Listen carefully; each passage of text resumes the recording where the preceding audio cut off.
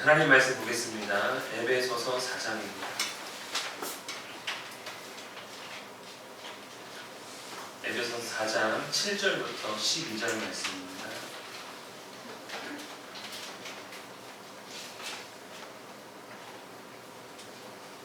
에베소서 4장 7절부터 12절 말씀 함께 천천히 한 목소리로 함께 읽겠습니다. 4장 7절부터 12절입니다. 우리 각 사람에게 그리스도의 선물의 분량대로 은혜를 주셨나니 그러므로 이르기를 그가 위로 올라가실 때에 사로잡힌 자들을 사로잡으시고 사람들에게 선물을 주셨다 하였도다. 올라가셨다 하였은즉 땅 아래 낮은 곳으로 내리셨던 것이 아니면 무엇이냐. 내리셨던 그가 곧 모든 하늘 위에 오르신 자니 이는 만물을 충만하게 하려 하심이라. 그가 어떤 사람은 사도로 어떤 사람은 선지자로 어떤 사람은 복음 전하는 자로 어떤 사람은 목사와 교사로 삼으셨으니 이는 성도를 온전하게 하여 봉사의 일을 하게 하며 그리스도의 몸을 세우려 하심이라. 아멘. 선물은 사람을 즐겁게 합니다. 이런 선물을 많이는 받지 않으셨죠? 선물 많이 받거나 자주 받으면 별로 즐겁지 않을 것 같은데 가끔 받기 때문에 그리고 갑자기 받기 때문에 아마 즐거울 것 같습니다. 우울했던 사람도 선물을 받으면 기분이 좋아집니다. 차 한 잔, 또 책 한 권이라도 선물은 사람을 아주 미소짓게 만드는 것이죠. 특히 기대하지 않았던 선물을 쓰고 생각하지 않았던 사람이 줄수록 더 큰 감동과 기쁨이 있습니다.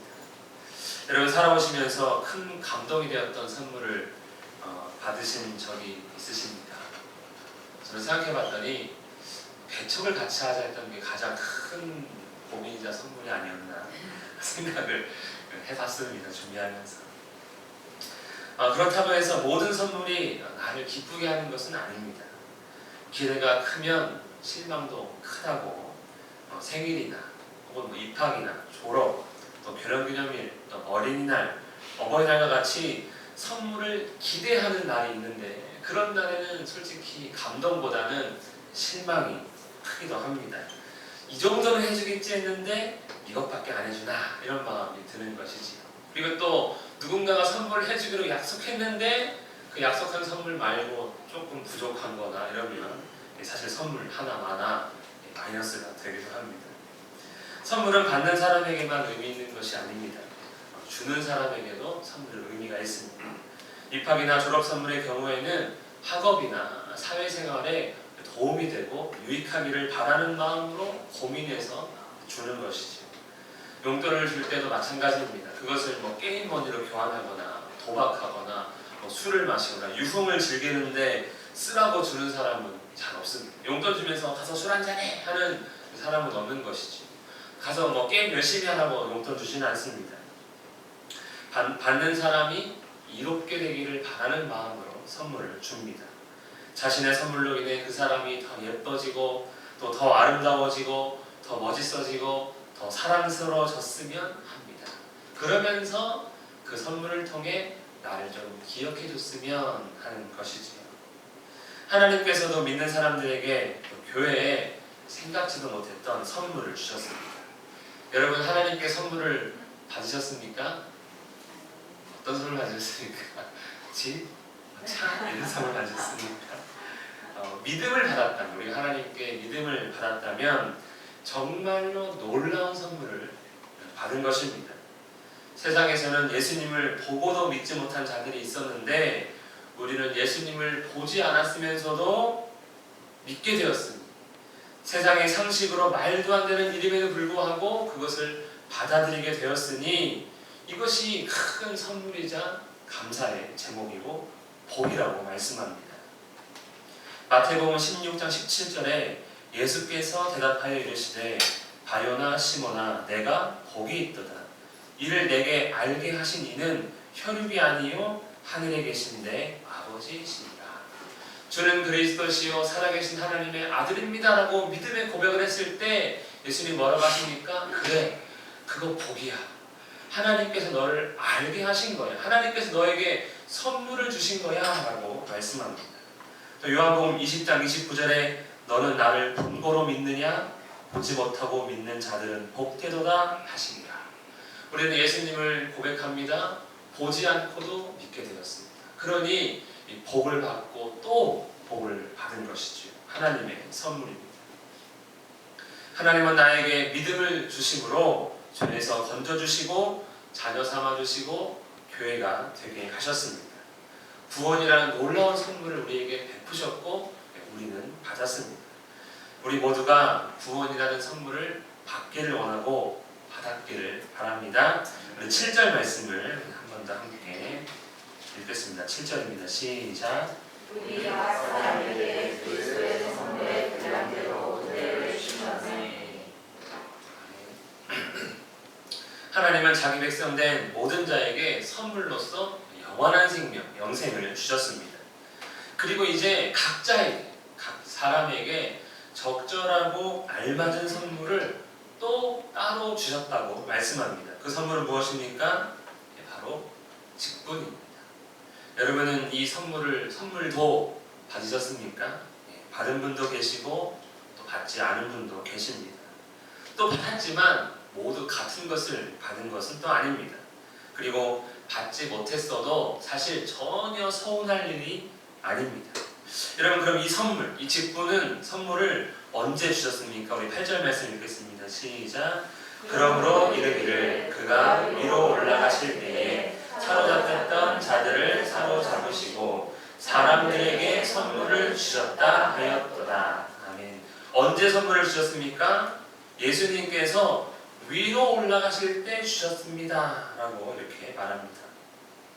오늘 8절 말씀은 시편 68편 18절의 말씀으로 주께서 높은 곳으로 오르시며 사로잡은 자들을 취하시고 선물들을 사람들에게 받으시며 반역자들로부터 받으시니, 이 말씀입니다. 이 말씀은 전쟁에서 승리한 장군이 패한 적군에게 전리품을 취해서 부하들과 백성들에게 나누어주는 그러한 모습을 노래한 것입니다. 전리품을 통해 승리한 것을 기념하고 그것을 나눠줌을 통해 그 기쁨을, 승리의 기쁨을 온 군대와 또 온 나라의 백성들과 함께 누리는 것입니다. 얼마나 큰 일이 되겠습니까? 이것을 우리가 성경에서 복음이라고 하는 것이죠. 민수기 31장을 보면 이스라엘이 미디안이라고 하는 민족과 전쟁을 치릅니다. 그리고 완전히 싹 쓸어버립니다. 모든 성을 다 불태우고 무너뜨리고 완전한 승리를 거둡니다. 승리한 이스라엘은 당연히 전리품을 챙깁니다. 정말 많은 소와 양과 염소와 정말 많은 것들을 챙겨서 돌아옵니다. 민수기 31장 10절 11절에 보면 그들이 거처하는 성읍들과 촌락을 다 불사르고 탈취한 것, 노략한 것, 사람과 짐승을 다 빼앗습니다. 전리품을 챙긴 것이죠. 그리고 돌아와서 전리품을 분배합니다. 나눠줍니다.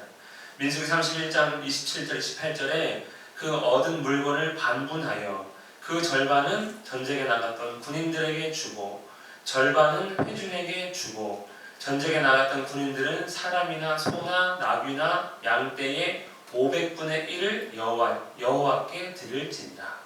전리품을 전쟁에 참여한 군인들, 또 전쟁에 참여하지 않았음에도 불구하고 백성들에게 나눠주고 그리고 500분의 1 정해진 양을 하나님께로 드립니다. 하나님께서 승리를 해 주실 수 있도록, 승리할 수 있도록 도와주셨기 때문입니다.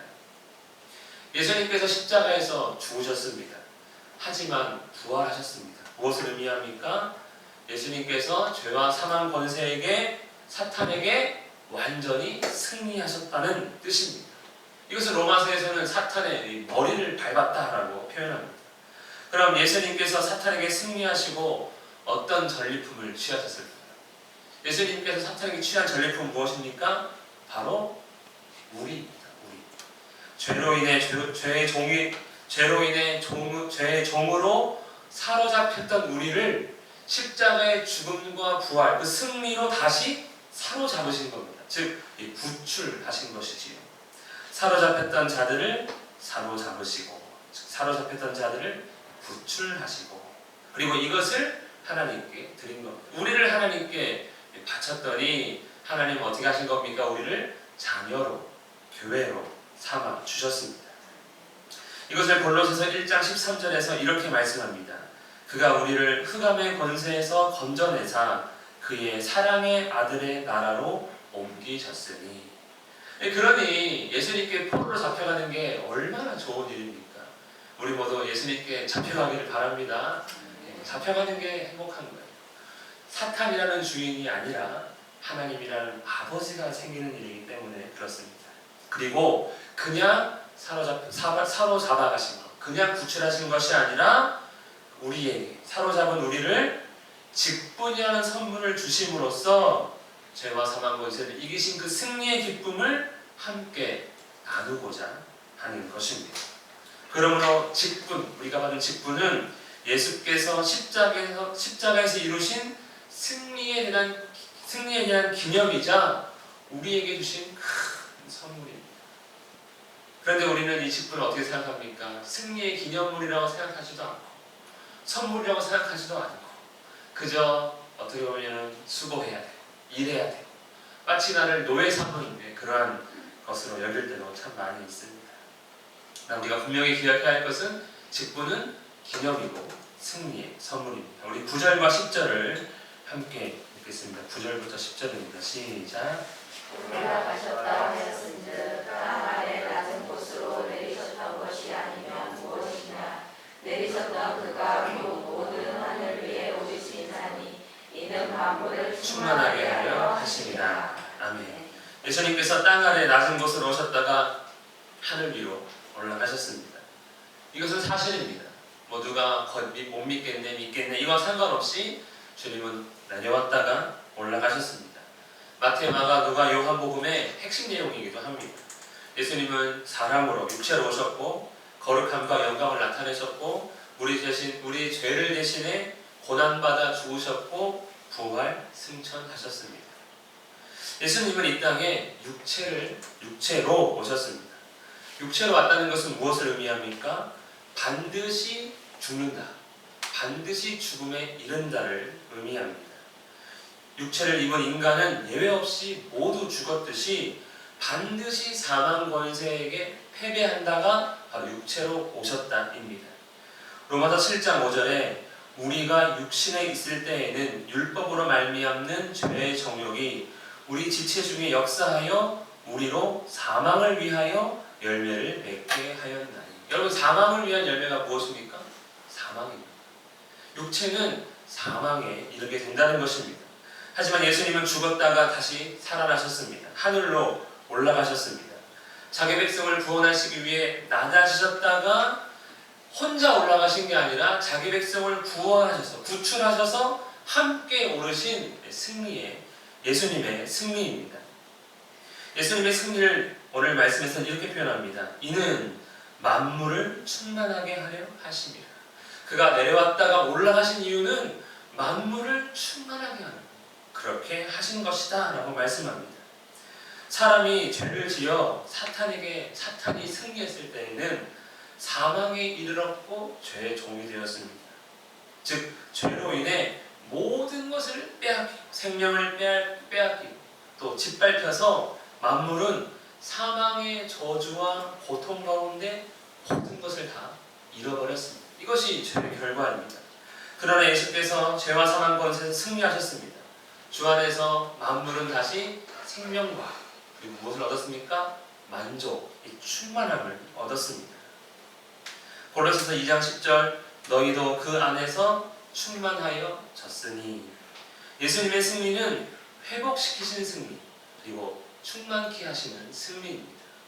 세상은 다 비우라고 합니다. 다 빼앗으려고 합니다. 빼앗고 빼앗기는 관계입니다. 그러나 예수님의 승리는 모든 걸 채워주는 승리, 우리를 살리시는 그러한 승리입니다.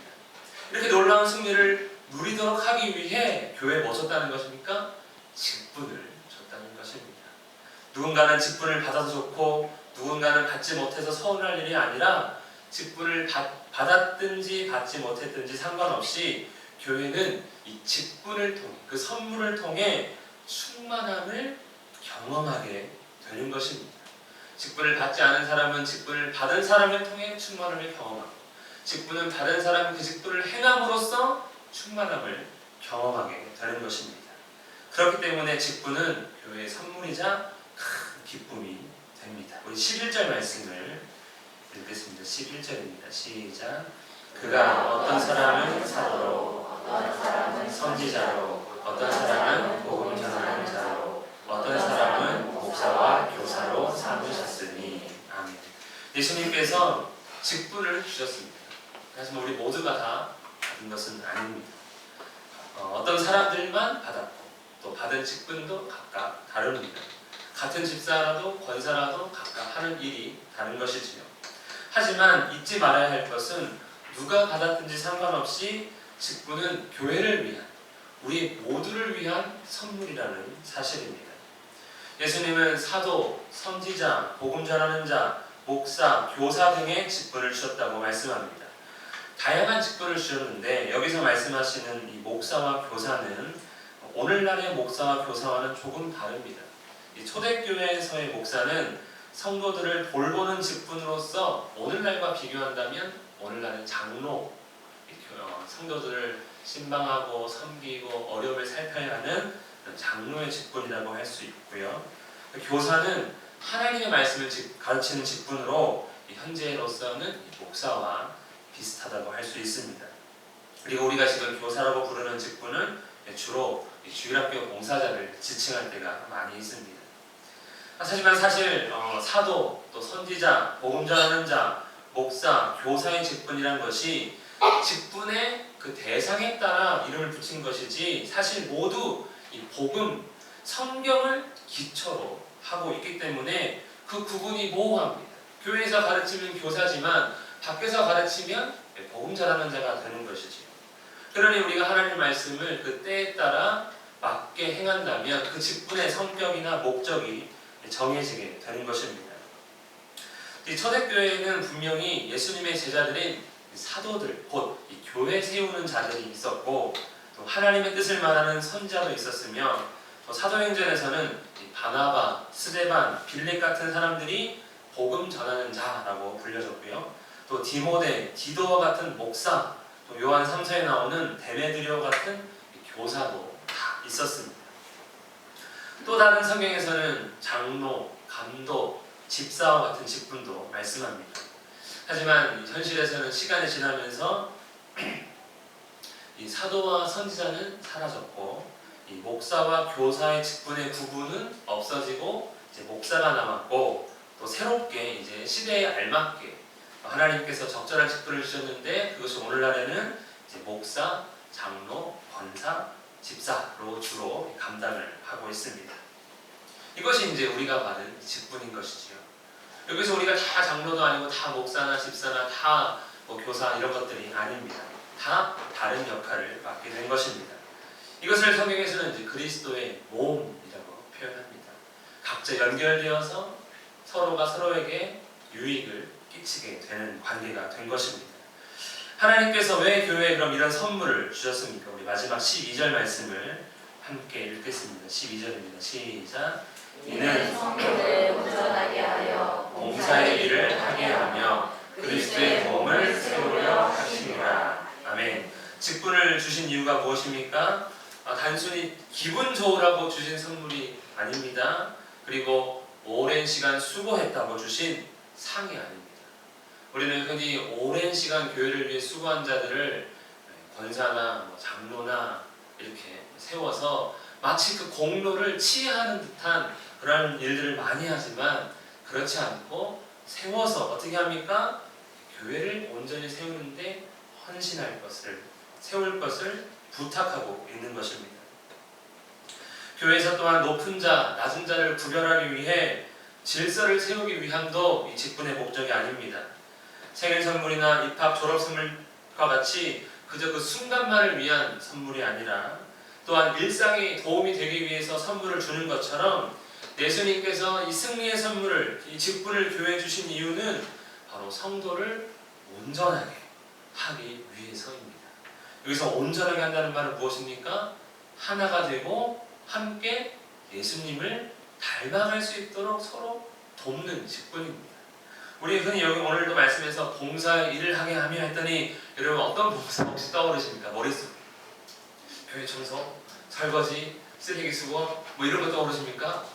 그게 교회를 온전하게 하는 게 아니라면 잘못 떠올리신 겁니다.